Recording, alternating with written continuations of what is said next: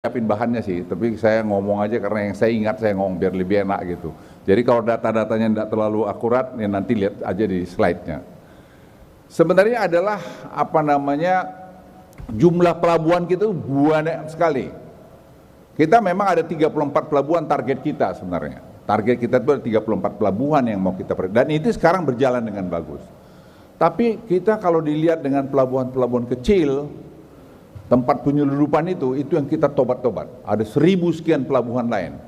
Jadi repotnya di pengamat-pengamat ini lihat membandingkan pelabuhan dengan satu, misalnya dengan Singapura, dengan Malaysia cuma sekian, yang nggak akan ketemu.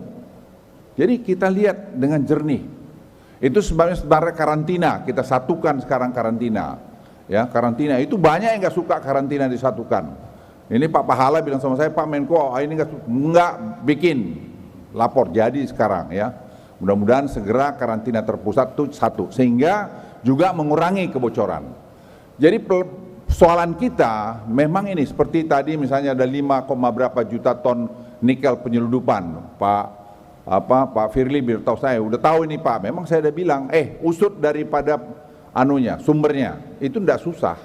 Sumber susahnya di mana, siapa yang menerima, siapa yang mengirim, kapalnya apa, berangkat dari mana. Ya kita trace. Sekarang dengan digitalisasi tidak ada yang tidak bisa ditrace. Tidak ada yang bisa ditrace.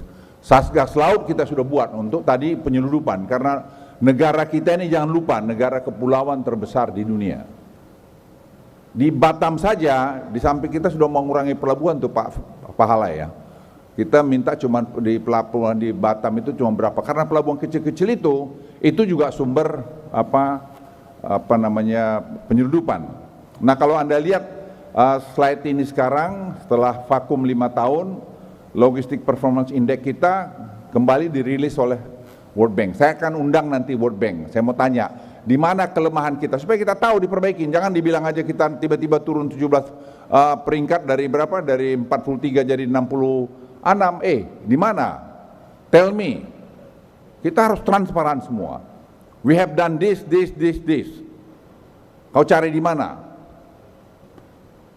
Nah hasil logistik performance ini, indeks ini saya kira sudah ada di sana, Anda bisa baca, sini Singapura, peringkat pertama dan sebagainya. Saya pun terus terang bukan apa-apa ya, saya nggak fair juga dong, kamu nilai satu pelabuhan dengan 1000 pelabuhan, ya katakanlah 34 atau 116 pelabuhan, kita angkanya banyak nih, tergantung strata tingkatan daripada kualitas pelabuhannya. Kalau 34 pelabuhan, 116 pelabuhan, tambah lagi sampai 1000 pelabuhan, ya susah membandingkannya. Kemudian skor 6 dimensi Logistic Performance Index yang ada, ini seperti ini, memang dibuat ini, ada penurunan. Tapi nanti kita periksa, kita juga tidak menutup diri terhadap kritik, tapi yang jelas, cost itu kita berhasil menurunkan dengan digitalisasi yang kita canangkan waktu COVID masih ya. Pelindo ada di sini nih, jadi kita lakukan itu sehingga efisiensi di dalam pelabuhan sekarang kecepatannya jauh lebih cepat. Kalau ini kita lihat, jadi dari 23, sekian persen sekarang turun menjadi sampai 16%. Jadi itu angka hampir 8% itu saya kira angka yang cukup lumayan bagus buat kita. Kemudian peringkat Logistik Performance Index Indonesia, ini kita lihat meskipun saat ini pelabuhan di Indonesia termasuk dalam 20 besar terbaik, ingat ini, kita tuh 20 besar terbaik di dunia. Jadi ada paradoks di laporan ini.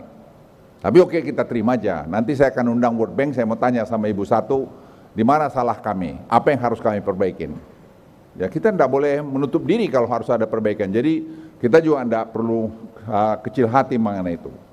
Di antara negara-negara ASEAN, peringkat Logistik Performance Index kita ada seperti ini. Yang tertinggi Singapura.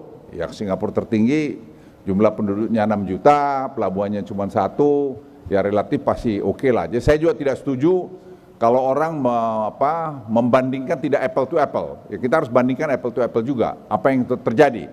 Jadi saya kira perlu untuk kita semua ketahui. Kemudian optimalisasi digitalisasi sektor logistik. Ini digitalisasi ini menurut saya langkah yang dibuat pemerintah yang luar biasa. Jadi sebenarnya ada 6 pilar ekonomi kita. Satu adalah downstreaming industry, itu bagaimana kemarin saya menerima USTR dari Amerika, Saya jelaskan di slide saya. Sayang slide saya itu nggak ada ya. Bisa ditampilkan nggak slide saya digitalisasi apa tuh? Yang kemarin slide yang 6 ekonomi itu.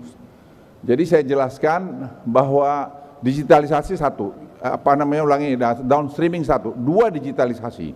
Digitalisasi kita tuh sangat sukses. Ya, sangat sukses dan itu menurunkan sekarang tadi kerjaan KPK untuk OTT itu. Kenapa?